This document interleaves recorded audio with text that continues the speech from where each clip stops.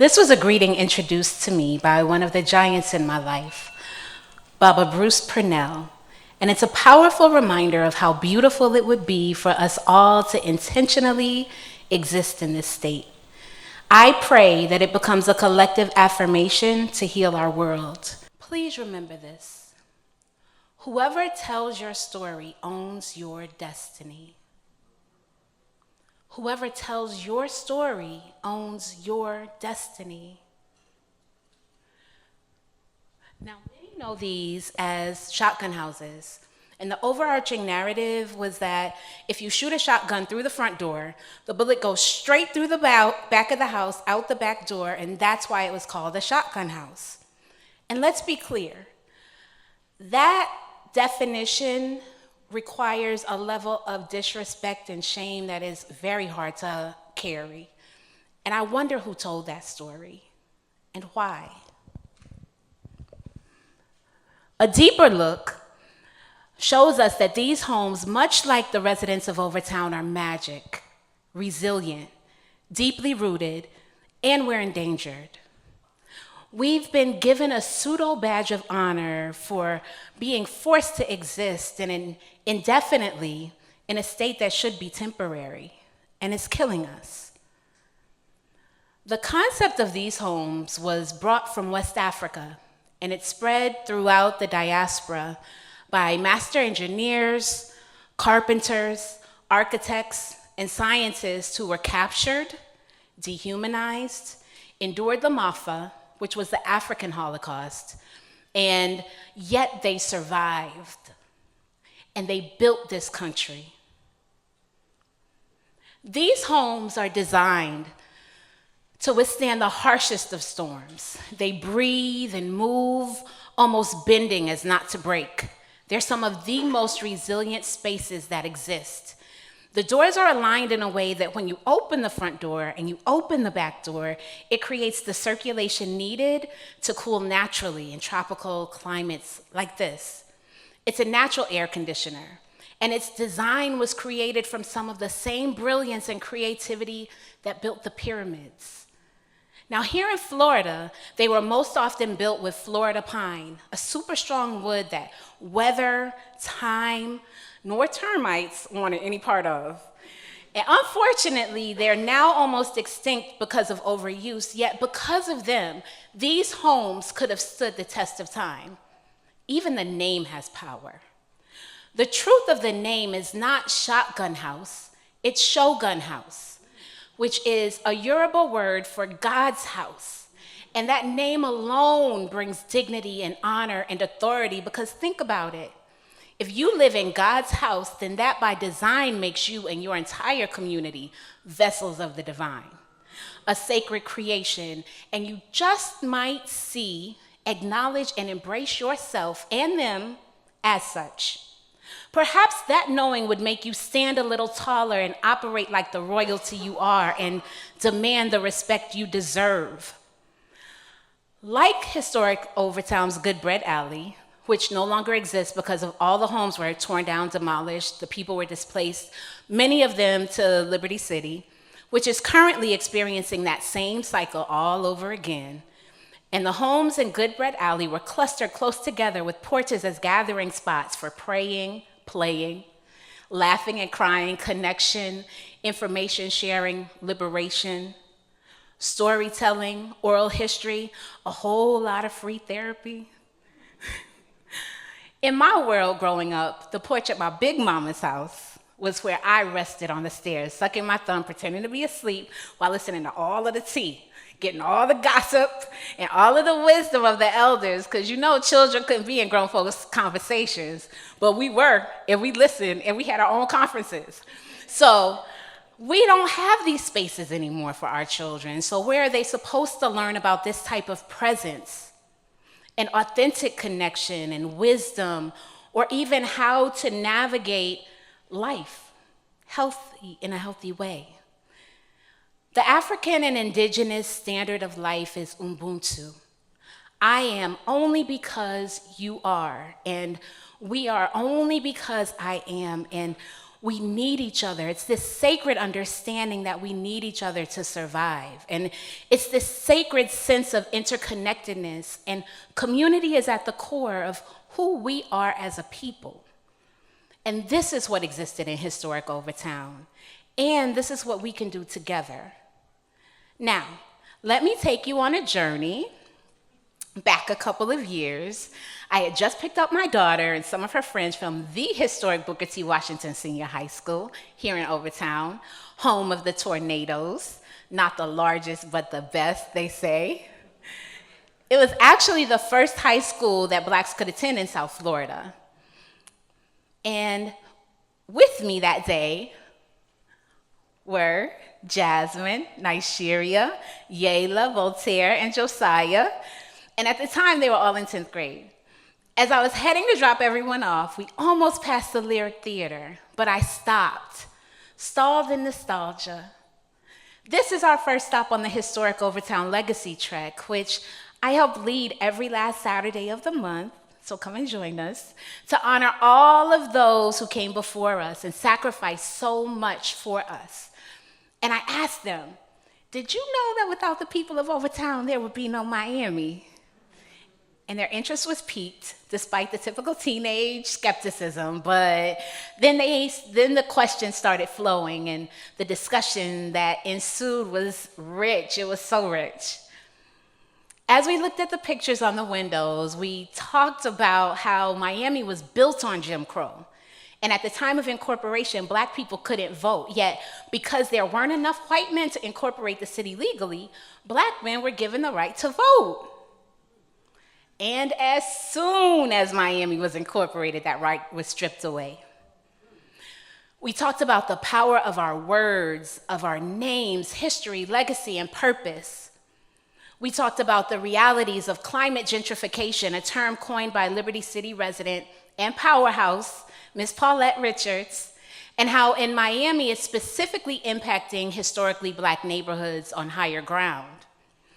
And we talked about must-read books like Dr. Dunn's Black Miami, A World More Concrete by Connolly, and Root Shock by Dr. Mindy Fullilove, on Black Food Matters, especially the chapter on soul food gentrification, to name just a few. Now, I doubt any of them read any of my recommendations, but you know, I'm a nerd and a book addict, so they were gonna get that book list. What I knew was that in that moment, it was a seed. And our young people are fertile soil. And gratefully, many more moments continued like this and have followed, and we continue to cultivate our gardens. Now, we need those moments because, like the Shogun houses from the beginning of my story, Overtown itself has had a lot of negative narratives imposed on it. There are a number of entities that gain tremendously economically and otherwise from these strategies and misrepresentations, much like the game of Monopoly. Consider this. In Monopoly, the game isn't about fairness or humanity. It's about acquiring properties and wealth, stuff and things, often at the expense of people. It's cutthroat, y'all. And far too often, Overtown residents, people, have been treated like tokens on a Monopoly board, and quite often lose everything. Our prime location and rich culture are seen as assets to be exploited, and they are. We are exploited. The highway construction that displaced thousands of residents isn't just a byproduct of urban development. It's a calculated move to strip the community of its land and redistribute it for economic gain for certain people. And in many historically Black communities, this is the same story throughout the country. Now, when the narrative is controlled by those who seek to profit, it's skewed to justify their actions. However, our story doesn't end here. Our historic Overtown Legacy Trek is a tribute and a solution. It's part of our mission to teach our children our truth and share our community's richness with others. We walk, talk, heal, learn, and grow together, committed to Ubuntu and creating and sustaining our beloved community, which Dr. King spoke. One of the pivotal catalysts for our trek happened one evening in 2020, early in the pandemic, at a meeting of the Overtown community champions.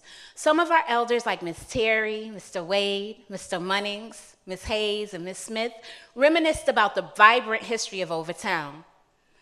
They spoke of the parades, the Junkanoo, the superstars, the millionaires, the educators, the thriving businesses, and the cohesive community that existed before the highway literally cut Overtown into 4 sections, displaced 40,000 people, and disrupted the entire economic and social structure of this once self-sustaining and thriving community on purpose. There was a whole nother route that was proposed that would not have disrupted the people. This conversation happened after yet another historic building was torn down without community input or knowledge, something that happens very frequently. And we were in the middle of the meeting, and through some tears, Ms. Terry said, "But who will remember us? Who will remember Christian Hospital and the only hospital Blacks could go to, or Sawyer's Walk, or Dorsey Park, or the Negro League, where the Negro League baseball games were played, or the fact that D.A. Dorsey owned Fisher Island but was forced to sell? Who will remember the Ritz Theater and the way everyone looked out for each other here, or all of the fruit trees that were so plentiful that we never had to worry about food deserts or being hungry? Who will remember, document, and share our stories? And who will remember us?" And I wondered too, I also wondered what and who matters? What and who stays? What and who goes? Who benefits? And ultimately, who decides? Why does it often feel like the people most impacted are rarely part of the decision-making process? And we owe it to Miss Terry and all of our current and future ancestors to remember their stories, to remember their names and experiences, and gratefully, our village is working to do just that. For example, in April, 2 remarkable young women who, at the time, were graduating seniors at FIU, Virginia and EO, served alongside us to launch a pop-up oral history project that's helping us gather, preserve, and share our rich Overtown history. Or Michaela, a former University of Miami architecture student who, with other classmates, started working with us to begin upgrading, transforming, and digitizing our legacy trek through a variety of intergenerational cross-cultural experiences. We connect, we share our truths, and at times we have very challenging yet transformative conversations about our shared histories, diverse perspectives, and through it all, we celebrate our interconnectedness. And we focus on what we can do together to build our future. And these are the things that remind me so much of the porch moments I treasured as a child. Only with these, our youth are active participants. They don't have to pretend to be asleep. Each month, community champions like Mr. Ivory, Mr. Munnings, Mama Joy, help to lead our historic Overtown legacy trek, a journey that was heavily inspired by Girl Trek, unsung heroes like Miss Cecilia Stewart and Miss Karen Cartwright and Madam Renita Holmes and Miss Levette over at the ILA, and so many others who share about the past and present realities and hopes of the future of our beloved Overtown. We realize that we are definitely the ones we've been waiting for. And so earlier this month, that same group of young people that we were talking about earlier graduated, most with honors, one with her associate's degree, despite some unfathomable challenges. And collectively, the senior class showed out with approximately $5.5 million and counting in scholarships. Brilliance. And their prom, titled Happily Ever After, went viral because they did it the Overtown way. They told their story through their own narrative, thus owning their destiny, creativity. They are reclaiming and writing the next chapter of Overtown's story, ensuring that it's one of pride, strength, and magnificence. Our ancestors must be so proud. I know we are.